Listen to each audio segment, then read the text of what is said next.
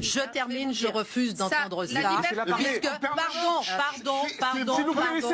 Pardon, parce que toute la journée, nous, journalistes de CNews, on a des cibles dans le dos. Et je ne vous entends pas nous défendre. Je ne vous entends pas dénoncer ces cibles sur le dos. Toute la journée, dans tous les médias, on est cité, on est harcelé, on est acculé, on est critiqué, on est montré du doigt, on nous ment, on nous crache dessus toute la journée, on a des menaces de mort. Où êtes-vous pour nous défendre? Éric Tegner, est-ce que vous vous considérez comme un média d'extrême droite? Identitaire. Non, absolument pas. Donc on a un média de droite qui défendons les valeurs de souveraineté, c'est bien que vous faites de la désinformation alors. Bon, merci Mathias. Reste avec nous Éric. Rachida Kaout, qu'est-ce que vous avez envie de dire à Éric Tegner?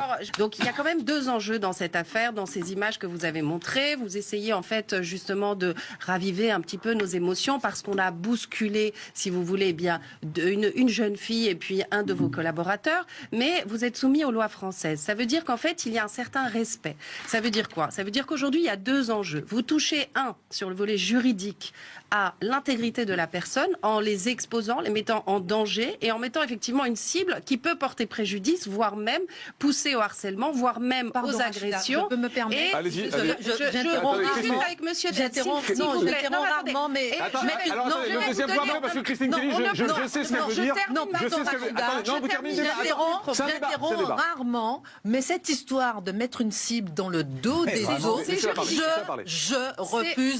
Je termine, je refuse d'entendre ça.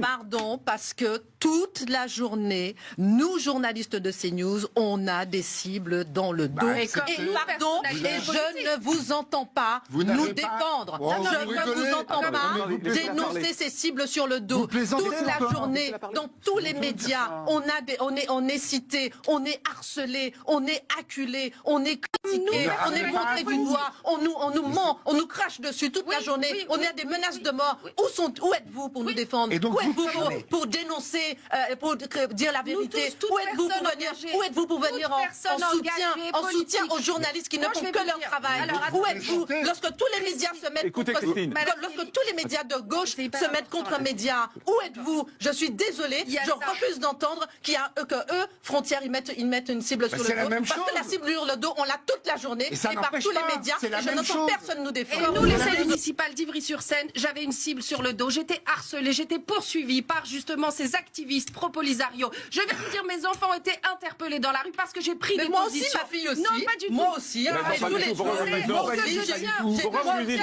Je tiens à dire. Moi aussi, j'ai eu des gardes du corps. J'ai des gardes du corps. Tu peux pas aller en public sans que tu ne sois pas protégé. C'est pour vous dire que je comprends la situation. Oui, mais il ne faut pas dire qu'il y a qu'un côté qui met les cibles sur le dos. On en a tout le temps et on dit rien. On subit, on dit rien. Je suis désolée. On en a marre, nous aussi, d'avoir des cibles sur le dos. On en a marre. Il faut rappeler que la liberté personne ne nous défend.